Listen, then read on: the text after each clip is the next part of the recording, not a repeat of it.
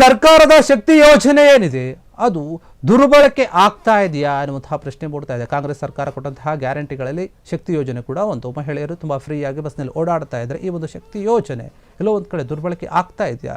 ಶಕ್ತಿ scheme ದುರ್ಬಳಕೆ ತಡೆಯಲು ಸರ್ಕಾರ ಈಗ ಒಂದು ಸೂತ್ರವನ್ನು ಕೈಗೊಳ್ಳುತ್ತಾ ಇದೆ.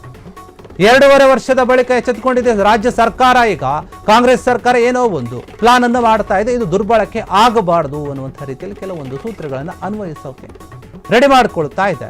ರಾಜ್ಯದ ಮಹಿಳೆಯರಿಗೆ ಉಚಿತ ಬಸ್ ಭಾಗ್ಯವನ್ನು ನೀಡಿದ ಸರ್ಕಾರ ಈಗ ಶಕ್ತಿ ಯೋಜನೆಯನ್ನ ಅನ್ಯ ರಾಜ್ಯ ಮಹಿಳೆಯರು ಬಳಕೆ ಮಾಡಿಕೊಳ್ತಾ ಇದ್ದಾರೆ. ಆ ಒಂದು ಆರೋಪ ಕೂಡ ಕೇಳಿ ಬಂದಿತ್ತು. ಅದನ್ನು ತಡೆಯೋಕೆ ನಿಲ್ಲಿಸೋಕೆ ಮುಂದಾಗಿದೆ.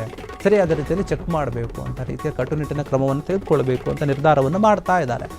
ಕಂಡಕ್ಟರ್ ಹಾಗೂ ಪ್ರಯಾಣಿಕರ ನಡುವೆ ನಿತ್ಯ ಗಲಾಟೆ ಆಗ್ತಾ ಇದೆ ಇದೇ ಒಂದು ವಿಚಾರವಾಗಿ. ಯಾಕಂದರೆ ಬೇರೆ ರಾಜ್ಯದವರು ಇಲ್ಲಿ ಬಂದು ಅದೇನೋ ಒಂದು ID ಕಾರ್ಡನ್ನು ಫೇಕ್ ಆಗಿ ಮಾಡಿಸ್ಕೊಂಡು ಇಲ್ಲಿ ಓಡಾಡ್ತಾ ಇದ್ದಾರೆ. ಆ ಒಂದು ವಿಚಾರಗಳು ದೂರುಗಳು ಬಂದಿದ್ವು. ಇದೇ ವಿಚಾರವನ್ನು ಗಂಭೀರವಾಗಿ ತೆಗೆದುಕೊಂಡಂಥ ಸರ್ಕಾರ ನಾವೇನಾದರೂ ಒಂದು ನಿರ್ಧಾರವನ್ನು ಮಾಡಬೇಕು ಅಂತ ಯೋಚನೆ ಮಾಡ್ತಾ ಇದೆ.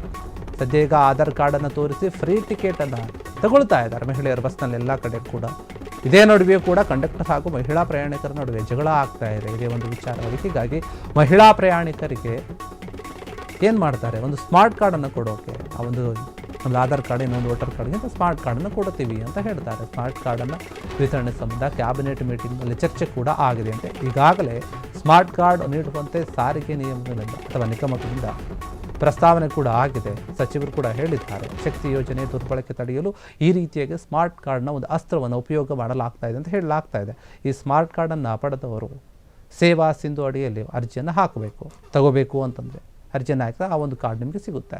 2.5 ವರ್ಷದಿಂದ 629 ಕೋಟಿ ಮಹಿಳಾ ಪ್ರಯಾಣಿಕರು ಫ್ರೀಯಾಗಿ ಓಡಾಡಿದ್ದಾರೆ ಬಸ್ಗಳಲ್ಲಿ.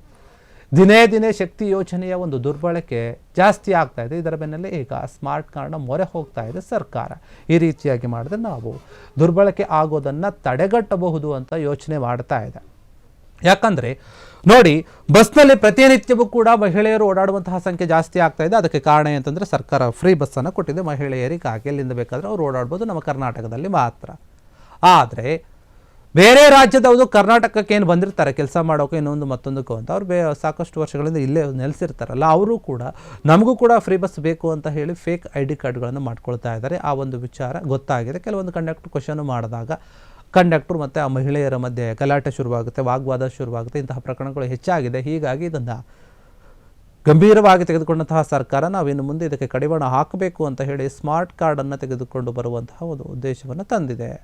ಈ ಸ್ಮಾರ್ಟ್ ಕಾರ್ಡನ್ನು ನೀವು ಸೇವಾ ಸಿಂಧು ಪೋರ್ಟಲ್ಲಿ ಹೋಗಿ ಅಪ್ಲೈ ಮಾಡಿ ತೆಗೆದುಕೊಳ್ಬೋದು. 2.5 ವರ್ಷ ಆಗಿದೆ ಸರ್ಕಾರ ಬಂದು. ಹೀಗಾಗಿ ಈ ರೀತಿಯಾಗಿ ಚೇಂಜ್ ಮಾಡಿದ್ರೆ ಇದರಲ್ಲಿ ದುರ್ಬಳಕೆ ಆಗೋದು ಕಡಿಮೆ ಆಗುತ್ತೆ ಅನ್ನುವಂಥ ರೀತಿಯಲ್ಲಿ ಸರ್ಕಾರ ಯೋಚನೆ ಮಾಡ್ತಾ ಇದೆ. ಇದುವರೆಗೆ ನೋಡಿ 2.5 ವರ್ಷದಲ್ಲಿ 629 ಕೋಟಿ ಮಹಿಳಾ ಪ್ರಯಾಣಿಕರು ಪ್ರಯಾಣ ಮಾಡಿದ್ದಾರೆ, ಸಂಚಾರ ಮಾಡಿದ್ದಾರೆ ಅಂತ ಗೊತ್ತಾಗಿದೆ. ಈಗಾಗಲೇ ಸಾರಿಗೆ ಇಲಾಖೆ ಸಾಕಷ್ಟು ದಾಖಲೆಗಳನ್ನು ಕೂಡ ಮಾಡಿದೆ ಈ ಒಂದು ಯೋಜನೆಯಡಿಯಲ್ಲಿ. ಹೀಗಿರುವಾಗ ದಿನದಿಂದ ದಿನಕ್ಕೆ ಶಕ್ತಿ ಯೋಜನೆ ದುರ್ಬಳಕೆ ಆಗೋದು ಜಾಸ್ತಿ ಆಗ್ತಾ ಇದೆ. ಇನ್ನು ಗಮನದಲ್ಲಿ ಇಟ್ಕೊಂಡಂತಹ ಸರ್ಕಾರ ಈ ರೀತಿಯಾಗಿ ಸ್ಮಾರ್ಟ್ ಕಾರ್ಡನ್ನು ತರುವಂತಹ ಒಂದು ಯೋಚನೆಯನ್ನು ಮಾಡ್ತಾ ಇದೆ.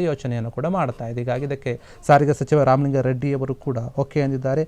ಮತ್ತು ಚರ್ಚೆ ಕೂಡ ಆಗಿತ್ತು ಕ್ಯಾಬಿನೆಟ್ ಮೀಟಿಂಗ್ನಲ್ಲಿ. ಅವರು ಕೂಡ ಅಲ್ಲಿ ಓಕೆ ಅಂತ ಹೇಳಿದ್ದಾರೆ ಅಂತ. ಹೀಗಾಗಿ ಮುಂದಿನ ದಿನಗಳಲ್ಲಿ ಮಹಿಳೆಯರು ಆಧಾರ್ ಕಾರ್ಡನ್ನು ಬಿಟ್ಟು ಸ್ಮಾರ್ಟ್ ಕಾರ್ಡನ್ನು ಮಾಡಿಸ್ಕೋಬೇಕಾಗುತ್ತೆ. ಆದ್ದರಿಂದ ಕೆಲವೊಂದು ದುರ್ಬಳಕೆಗಳು ಏನಿದೆ ಬೇರೆ ರಾಜ್ಯದವರು ಮಾಡ್ಕೊಳ್ತಾ ಇದ್ದಾರೆ, ಅದನ್ನು ತಡೆಗಟ್ಟುವ ಉದ್ದೇಶ ನಮಗಿದೆ ಅಂತ ಸರ್ಕಾರ ಹೇಳ್ತಾ ಇದೆ.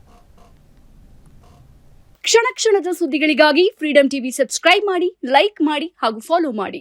ಹೊಸ ಸುದ್ದಿಗಳ ನೋಟಿಫಿಕೇಶನ್ಗಾಗಿ ಬೆಲ್ ಐಕಾನ್ ಮೇಲೆ ಕ್ಲಿಕ್ ಮಾಡಿ.